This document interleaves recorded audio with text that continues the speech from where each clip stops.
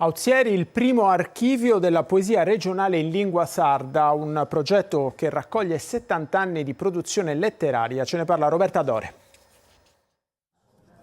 Un complesso lavoro di recupero e riordino, 70 anni di produzione letteraria che diventano un patrimonio vivo e accessibile a tutti grazie alla nascita del primo archivio della poesia regionale in lingua sarda.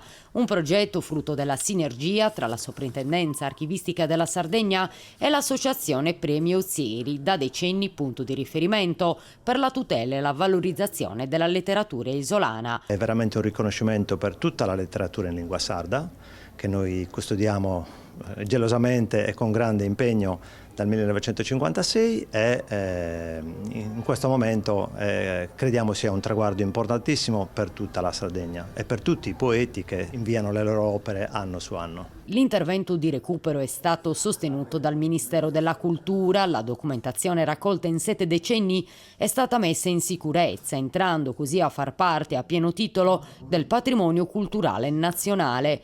Un'eredità e soprattutto una risorsa importante per le future generazioni. La Soprintendenza Archivistica ha dichiarato di interesse culturale particolarmente importante, di interesse storico particolarmente importante, l'archivio del Premio Ozieri, in quanto testimonianza importantissima sia da un punto di vista storico che letterario, ma anche sociolinguistico.